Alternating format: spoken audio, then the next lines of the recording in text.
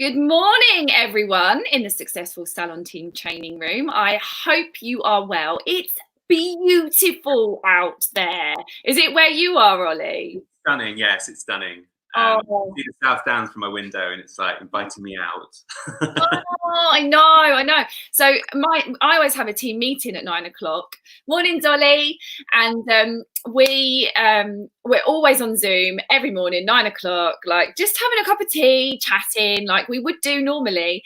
And it's really funny because Chloe and I were both outside walking for the first time. And I was like, this is brilliant. You get really good downloads, don't you, when you're walking? So I'm actually going to start doing a walking team meeting with them and get them out. So brilliant little download that came to me this morning. Morning, Nikki. How are you? If everyone just pops and says hi, because I love seeing all your faces and your names. It lets me know that you're here. Jackie, morning, Dole here in Somerset. Oh no, that's sad. Mum's in Devon and she said it was really hot the last 2 weeks. But obviously, if you're getting it, Dole, then we're going to get that in a few days' time because that's kind of how the weather works here. Yeah. But so I've invited Ollie back because, I mean, he talked to us the other day about his podcast, the So Lovely Hair Show, and I hope it's out now, it's live, so I hope you've all gone and listened to it and not still walking around going, so lovely, because it is like, it sticks in your head, it won't leave. But I invited Ollie back because he runs a sustainable salon and it's something that I'm really interested in, something that I've not managed to crack yet.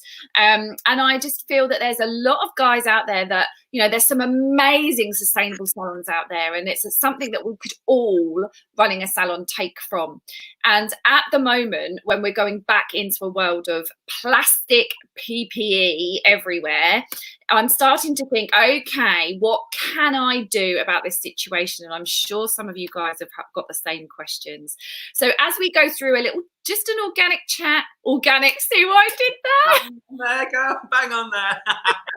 Just an organic chat with Ollie here. Then please just pop the questions up and I will ask Ollie, we'll get them on the screen. So morning, Leah, morning, Dawn, hi, Cindy. Hello to everybody who is in the room. So Ollie, what made you, actually, some of the guys might not know who you are. Yeah. So just tell everyone who you are and what you do, first of all. Okay, my name's Ollie Blackerby. I'm Brighton based, so I've got a salon, a small salon in Brighton. I've had my own salon for the last 4 years, but previous to that, I've worked for a big company called Headmasters. I've run art teams, competition work, education here and abroad. Done my own shoots, and just generally love the creative side of hairdressing. And I've been doing hairdressing for 22 years. Yes. And yeah, so I kind of got to a point where, well, quite a few things happened. I was commuting from Brighton a lot to London, and then having running everybody else's career and not mine. And I kind of thought I needed to kind of recenter myself and focus on what I felt passionate about.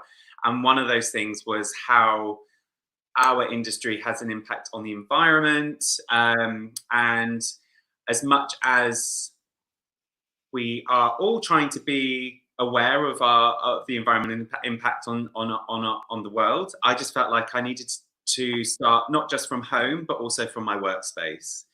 So one of the first things I was thinking about was the products I was using, and then also the waste that was coming from colouring and stuff like that. So that's how I started. So I started very small and just sort of started researching on products and what products I felt would suit my brand or the way I wanted to go forward. So that's how it started. Okay, and what product did you choose? So I started with Paul Mitchell. Yeah,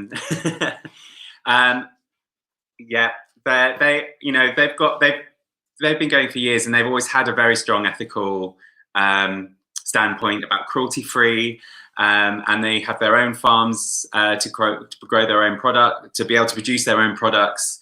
So that's where I started. I started with Paul Mitchell, and obviously to become a Paul Mitchell account, I signed on with Salon Success, And Salon Success have a very good support for producing ethical and environmental products that you can use to to continue your hairdressing journey in an ethical way. So that's how I started.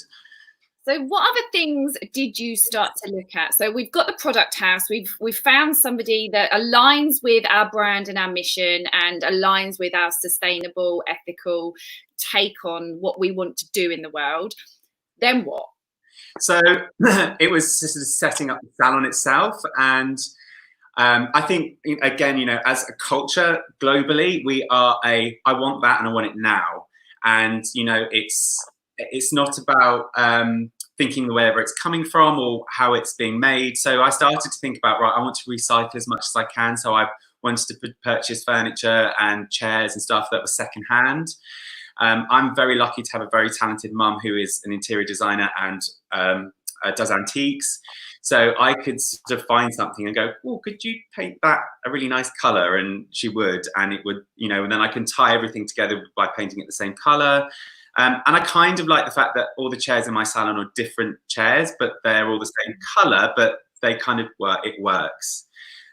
So yeah, I started building up my interior of my salon by just researching and finding secondhand stuff. I mean, I got obsessed with like the Facebook Marketplace and Gumtree, because I'll just be like, I really need a backwash chair, and I just start finding, and you'll find it, and people have got stuff in really decent condition. So that's how it started, like building up my salon, and then I'll be finding stuff that to make shelves. I use this old secondhand scaffolding planks, sanding them down, and then painting them or varnishing them so they look smart. And then going to Ardingly Antiques Fair, and I'd find my mirrors there. So yes, it became a bit of an obsession and a passion of mine, to my husband's annoyance. He had bits of like wood and stuff all over the house, and he was like, "Oh my god, get it out of here!" It's like, "Can I burn that yet?" Like, no, you can't burn it from the start. And yes, that is going to be a shelf. Oh my goodness! So we've set the salon up. We've found a product house. Now what? How do we continue to become a sustainable, ethical business? So, I mean, I have like goals of where I'd like to go in the future, but I think it's things like, right, so I split all my waste up into categories. So I try and recycle as much as I possibly can. They're literally, just before lockdown, there's been a company that's launched out that is designed to pick up salon waste and recycle salon waste. Oh God. I have seen a company in America, and I've been messaging them on Instagram saying, when are you coming to the UK? We need this. You have just found someone. Tell me all about them. I can't remember their name off the top of my head, but what they will do is they'll supply you with a bin to categorize your waste, and then they arrange to come and pick it up. You pay a fee, but it depends on what area you're in as well. So actually, for me in Brighton, for what they could pick up for me in Brighton, I have found a local recycling firm that can actually do that for me. But they would even pick up colour waste. They will pick up your unwashed aluminium foil. They will pick up your compostable waste if you were to create that from your salon. But they will pick. So that's I thought that was a really groundbreaking thing for that to start happening in the UK. That's amazing, because this company out in America provides you with colour bins, and so again you just pick the colour out, pop it in this bin, and then they come and collect all of that, and again the foil as well. We use, I don't know whether you use them in your salon, but we use like scrummy towels, but from Paul Mitchell. Which are made of 100% recyclable material, and then you can recycle them as well. And they're single use, which is great for lockdown, because I don't have to deal with that whole, oh my God, what am I going to do about towels? Do you use those in your salon as well? Yes, use those in the salon as well. I use the paper, not foil. I also use, I buy unbleached tissue paper to lay between colour if you're doing balayage, so that so I cut that into strips so that you're not using cling film or using a plastic sheet strip to kind of separate your colour. I will use foil, but only obviously when I'm lifting and need that lift. So, you know, as far as that's concerned, I will use as much as I can from Salon Success and what they supply on there, and the eco heads to have on your taps for when you're washing hair. I mean, I'd love to be able to think, you know, further down the line of having solar panels and having a bit of a cleaning system on water, you know, to be able to whatever comes back out of the salon has some form of filtering before it goes into the waste. But, you know, that's further down the line. That, you know, we'll get there in the end. And what about things like cleaning products and stuff like that? Have you conquered that yet, or is that? Well, yeah. So there's I mean, obviously there is the Ecova brand, but also you know, quite a lot of salon supermarket brands have got an ethical brand. So at the moment, you know, for any shampoo, towel washing that of my fabric towels or my cleaning, they've got there's an eco version at Waitrose, so I get that. But also things like coffee and tea, I will buy Clipper tea because it's in non-plastic tea bags. I get Eden Project coffee because it's sustainable made coffee, but it's also in compostable pods. So yeah, I try as much as I can to resource everything that can be, that's going to be not going to leave so much of a footprint on our environment. Because this is a bit of a rabbit hole, isn't it? Like, I was at a friend of mine's house and she's vegan and she's very like, I couldn't, well, I'm trying to get that way in the end. I've started with cutting out meat and just eating fish. That's gone out the window during lockdown. Don't know why, but we'll pick that back up. And so when I get back into work, you know, I'm trying to cut things out, habit hacking with myself, little bit by little bit by little bit. But she went full into this. She has like bamboo toothbrush, vegan toilet paper. Like, I didn't even know that existed. I'm like, what's wrong with the toilet paper I use? And it just creates so many questions. And then there's other salons that I've spoken to that like the cleaning products that they use have to be in like a certain plastic, well, not even plastic, like a certain, has to be packaged in a certain way. And so I think there's literally a rabbit hole that you can get lost down. Yeah. So I think the way that you've done it, Ollie, by little bit at a time, breaking it down, is the way to go. So is there any other tips and tricks that you use in your salon that you can help with now? I think, like you're saying, I think it's taking things in bite-sized sort of chunks. And I think, like, especially now when we're in lockdown, this is a perfect time to research things, because a lot of it is about the research and finding like because you know, something can say something is this when actually it's not.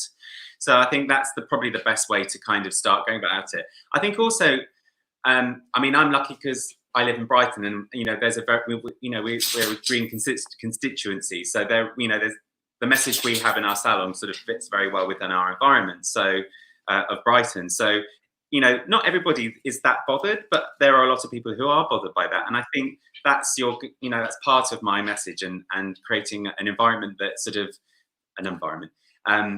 that's about nurturing our environment, but also nurturing our clients and the love for them. And so I think that's what you can do now, is just sharing the message about where you're coming from and why you're doing what you're doing. And, you know, like I was saying last week about the podcast, just be your true authentic self and be honest about it. Because, you know, if you don't, you know, if something comes up and you think, oh, actually that doesn't follow my brand or whatever, then just be honest about it, and things change, you know. Absolutely. So that's the only thing I'd say.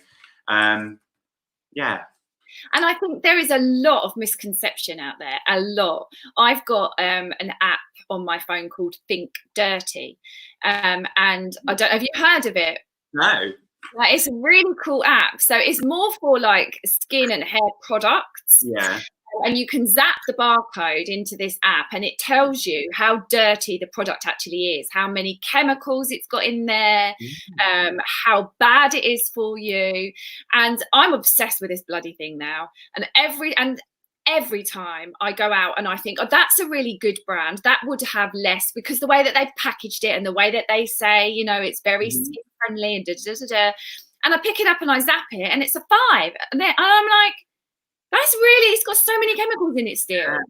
Wow. Oh, I'm definitely downloading that after this. You get obsessed. I will be. You get obsessed. And there are a lot of products that aren't on there. It's an American app. Yeah. But things like, so I was looking for a lip seal because I'm just about to run out of a lip seal, and I'm replacing things bit by bit, because I'm not going to just chuck out all the stuff that's in my house, because then that's going against it as well, because it's just putting the waste out there. Yeah. So I'm doing bit by bit. So I was like, right, okay, lip seal. Let's find a lip seal. And actually it was a tinted, weirdly, Burt's Bees lip seal that is one of the better ones that I found. Oh, but wow. The normal original one with no tint in it actually was more dirty than the other. It's like really weird what goes into a product. Really bizarre. So someone's saying love think dirty. Okay, I've got some questions if you don't mind. Liam says, sounds really funky, love the vibe of building the salon, amazing. Jane's saying, we are trying to be a sustainable salon, but are struggling with the recent single-use stuff. Me too, Jane, for reopening. What will you use for single-use plastics? It's a really hard one, because I have to say that I'm also a group of salons called the Greener Salons, and we have a chat once a week about how we're going to be getting through this and how we're going to move forward. And we had a massive discussion about coming back to work and having to deal with the PPE, and I felt very anxious about the idea of it not being recyclable, or it's going to go to landfill. So I think it's just a question of, again, a bit more research. One of the girls we were talking to is a tattoo artist, and of course with tattooing there is a lot of single waste plastic that they have to use, but there are companies that will pick stuff up which will be incinerated in the right way. So they have to do that because it's a medical labeled service, so it's tattooing. So maybe that's something to look into, whereas because that incineration will actually be used for power. So it's trying to work out what is the best way to get rid of the single-use plastic. And also I'm still trying to research stuff that we could possibly use. So I think it's, we are on a massive learning curve, but the PPE is just becoming like every salon supplier is now saying, we've got PPE, we've got PPE. Obviously being the Salon Success account, they've just launched their PPE. So their own sanitizer.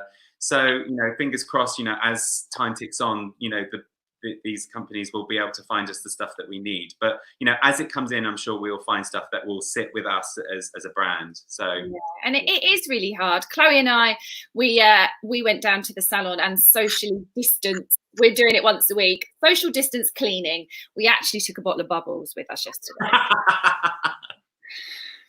Needs must and all that. And so Chloe was doing the kitchen whilst I was doing reception. We are literally keeping the other end of the salon, apart from pouring bubbles, of course. And we were having a conversation about gowns. What do? Do we order like loads more gowns so that we're washing them after every use, so that they're not going into landfill and they're not being disposed of? But then we're using electric, washing machine, water, washing powder, and putting all that back into the earth? Or do we go down the route of the plastic crappy things that people are buying, that actually American salons are saying are really rubbish, they're sticking to people, they're not stopping the hair going through? So it's like, what do we do? Nobody knows the answer to it, but together we can come up with some ideas, and then something will fit with one person and something will fit with somebody else. Yeah, 100%. Liam says, what do you use for gloves for colouring? Do you use reusable gloves? Are there reusable gloves? Yes, you can buy reusable gloves. I have got like giant hands, so after a while, my fingers pop through them and they split between the fingers. So I have tried those. So I try and use gloves that that can be degradable. So they're not again, one-use plastic. So yeah, that's a bit of a minefield, because again, you know, when you're caught last minute and you're like, oh, I've run out of gloves, and you need to run to Sally's and pick up some more, you know, and that's when I normally pick up the single-use ones, and not single, the reusable ones, because I know that I can reuse them as much as possible. Okay. Yeah. Didn't even know that they existed. See, we're learning so much on here. What about towels and gowns? What do you use? Well, again, like I've been using, you know, until we go back, I don't really know what I will be using. I have been thinking about the fact that we were talking about on the Greener Salons group last week, was, do we talk to our clients before they come in and talk about what they're going to wear into the salon? So I'm not saying we'll cut without a gown, but whatever they're going to wear, they're thinking about what they're wearing. So something that's professionally clean and put on, so that they're walking in clean clothes, but then also like that they won't mind so much if we're using a disposable gown that splits or gets hair through it, you know. So because it's going to be a learning curve, like until we actually get hold of the stuff, we don't really know.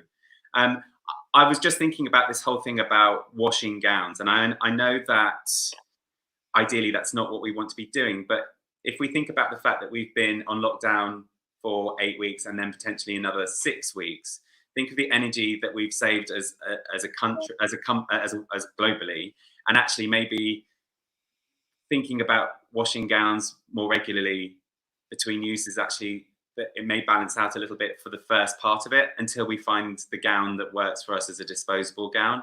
Yeah. I know for a fact, you know, like our salon gowns, they create heat internally anyway. As soon as you put a plastic gown over someone, it's going to be an absolute sweat box. So especially in the weather. I know, exactly. And, you know, is that really kind of counteracting what we're meant to be doing, and not, you know, creating body heat and, you know, potentially spreading something? I don't know. That's something I've been thinking about. So yeah. Jane's brought up a massive point here. Won't be able to use reusable gloves. No, that's a good point. No. We're going to be allowed. And I do think that's the thing that I'm struggling with, is that there's not much options out there about, you know, we are going to have to throw things away after the first one use. And, you know, that just makes me nervous. And until we see some kind of development that allows us to find an avenue where it's a less wasteful way of doing it, it's really tricky. It's really tricky. Yeah, it is. It is, but I think, you know, what we're going to have to just keep telling ourselves is, by doing this, we're saving lives. Yeah. So we might be damaging the earth a little bit, but like you've just pointed out, the earth has had a bit of a rest in the last 8-9 weeks, whatever, and, you know, potentially 2-3, what is it going to be, 3 months by the time we get back? Yeah, I don't even know what day it is ever. Like, it's ridiculous. But it has had a rest. You are right. But we've just got to think about what this looks like for us as a business, not what everybody else is doing, but what aligns with your true authentic self and your true authentic business. Natalie, ladies of a certain age will hate the plastic gown. Yes, they will. I'm already like, I don't want to. No. Claire, I did a questionnaire for guests what they would prefer, and they said a clean gown every guest, which we do anyway. Hopefully we can still do this. That's brilliant. Amazing. Amazing. I was thinking about the other day, because I've always cleaned and wrapped in cling film my brushes, so that we unwrap the brush in front of every guest. We've always done it, and the girls have got little bottles of Barbicide that we just, like little holiday bottles that we just pour Barbicide into. In the first drawer of their trolleys, we take the towel off the head, lay it on the trolley, open up the scissors, lay the combs, spray it with the Barbicide, turn the scissors over, open again, turn the combs over, spray it with the Barbicide. So we completely clean in front of the guest anyway. But that, for ages and ages and ages, I've been trying to move away from bloody cling film. And we've had Hessian bags where you can't then get the brush out because the bristles stick to the Hessian. We've tried plastic, like pencil cases, but we can't use those because, again, they're plastic, and that's not aligning with being sustainable, and the zips break because they're going up and down all the time. So it's like, I am gonna find something in the cling film at some point, but I'm just having to live with it until I figure this stuff out. Exactly. But thank you for sharing that, Claire, because that gives us a little bit of insight into what our clients are going to be asking for when we go back. I think there will be a lot of expense for us. Yes, there will. And if we're not factoring how to offset that against the price for cut and style, also bearing in mind the fact that if you're paying your team national minimum wage, that went up 6%. It's the biggest increase it's had in years. So you have to raise your prices right now. If you go back with the same price as you left, are you going to be in business 6 months down the line? And also the fact that we won't be able to back-to-back clients and have people in between, you know, we're going to be earning less anyway. So, you know, we're going to have some kind of allowance for the PPE that we're using. And, you know, I don't know the answer to this question, but I'm just putting it out there. What's going to happen when we go back to furlough payments? They're going to stop, aren't they? Yeah. They may phase them down to maybe support us, but I doubt it, you know, so we're not going to get the help with the furlough payment. So you're earning potentially 50% less than what you would be bringing into the salon, and with no help and with added costs of PPE and paying your team, if you pay them national minimum wage, going up as well. It's crackers. It's crackers, yeah.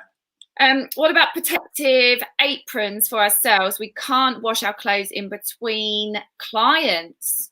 Yeah, I think I was already thinking about aprons anyway, because I mean, I do a lot of colour, so I always wear an apron, and we have quite a large stock of aprons within the salon. So I think that's just going to have to be the case, because I think it'll be good for the client to see you change, you know, look like you're refreshed every time as well, so that they've got the sort of reassurance that you're doing as much as possible to be as fresh and as presentable and PPE up, you know, as you can.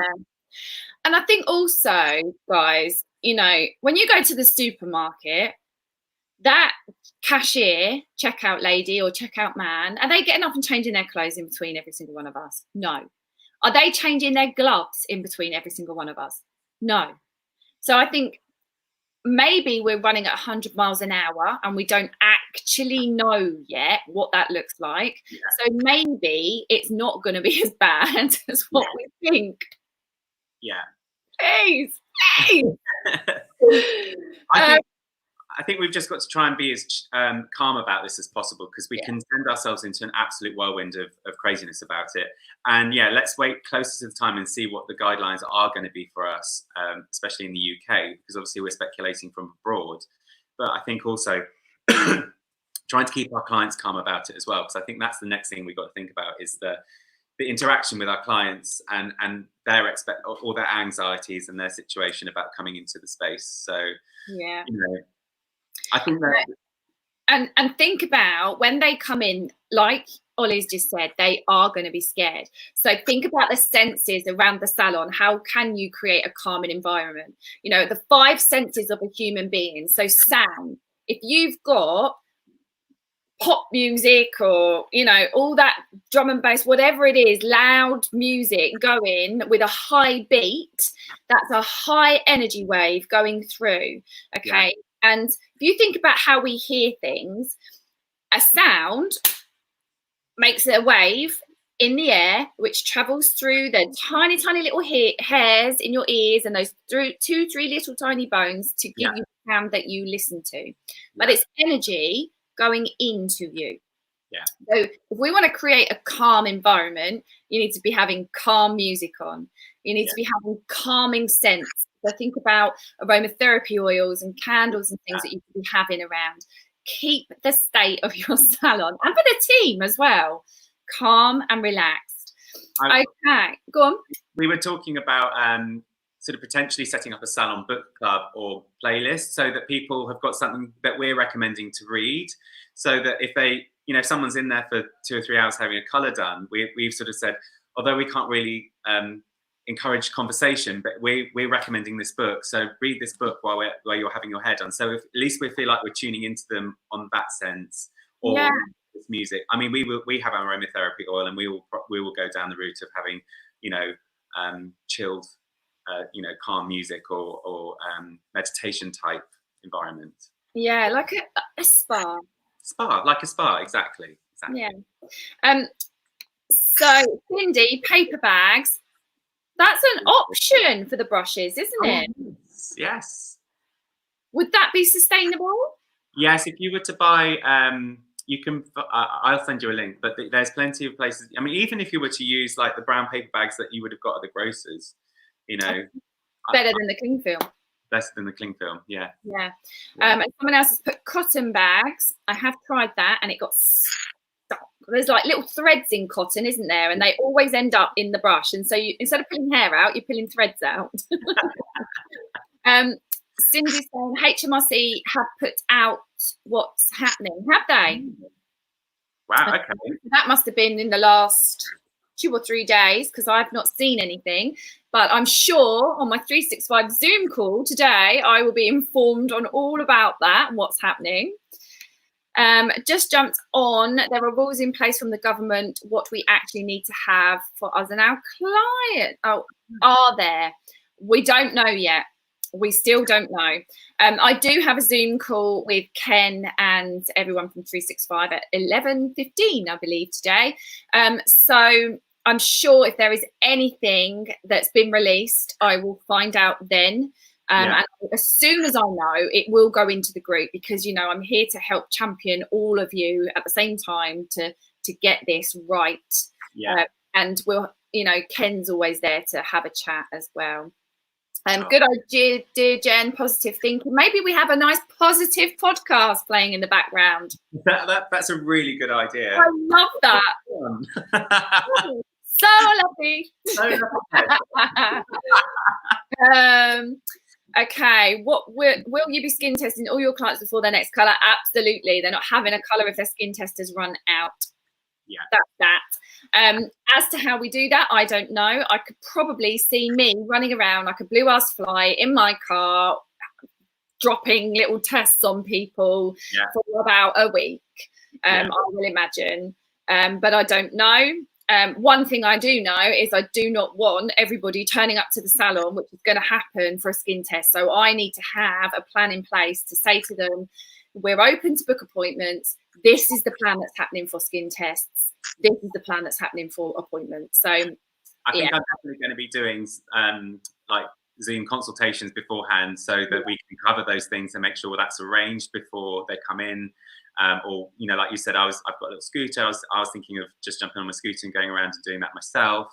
But I think actually having a one-to-one consultation via Zoom or any medium, just to put, because then that will kind of get rid of some of those anxieties about coming in.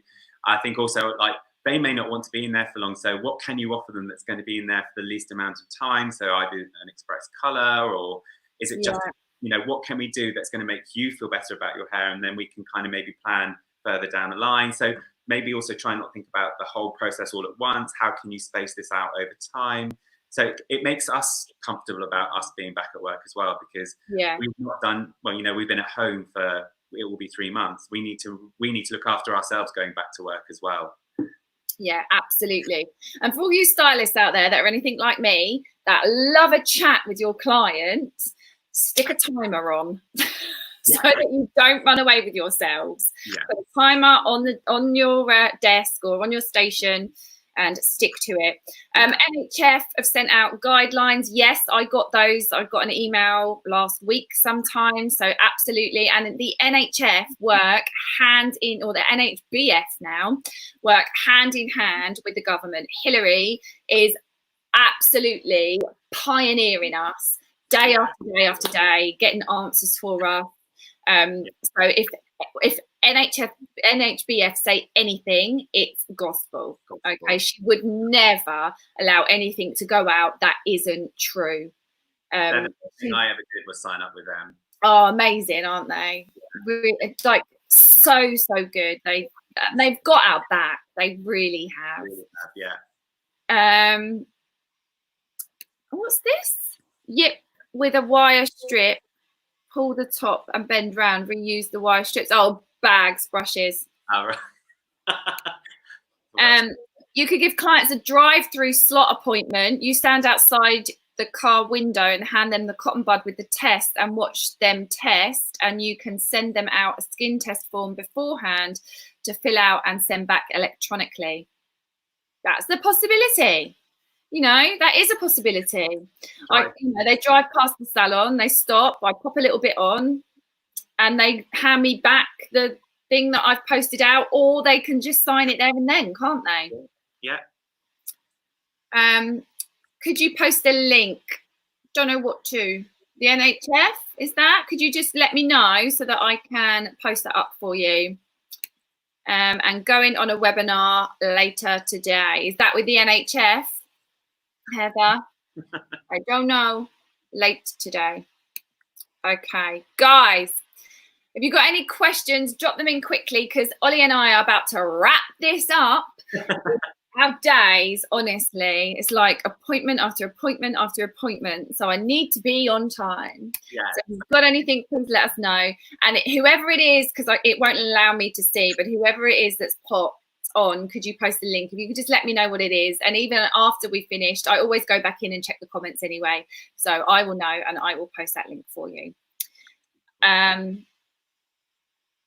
On the so Heather's on a webinar with the NHBF today. Great. So if you get some amazing ideas out of that, Heather, could you pop them possibly into the group for everyone else to learn from? That would be great, because the whole thing about this group is championship of each other at all times. Exactly. Okay, so if you've got information that everyone else could learn from, we would love to hear it. Yeah. Ollie, it's been an amazing pleasure again to see your smiley face. Thank you so much for sharing your time and your knowledge with us. And it's certainly ignited this whole, okay, what can I do moving back, and making me think about it again, because it had left my mind. These things do, don't they? I'm focusing on other things right now. So, and thank you. I can't remember who it was, but thank you to the person that said the paper bags. I bet that's what the link's for. Yes. There you go. I bet that's what the link's for. So yes, I will post the link to the paper bags. Guys, have an amazing day. For those of you in 365, I will see you on the Zoom with Ken at 11:15. For those of you that are in my Find Your Sue training room, I will see you at 1 o'clock. I hope you've done your homework, because I'm asking, my friends, because I am a massive action person. We're not taking action. There's no point consuming every morning all this education that I'm pumping out there if you're not doing anything with it. So after every single talk, make a 3-point action list and do it. You've got the rest of the day. What else are you doing? So thank you very much. Have a lovely day. I'll see everyone and all the other places that I'm going to be today. Ollie, have a great day too. Get out and enjoy that sunshine. Lots of love. Take care. Bye, everybody. Bye.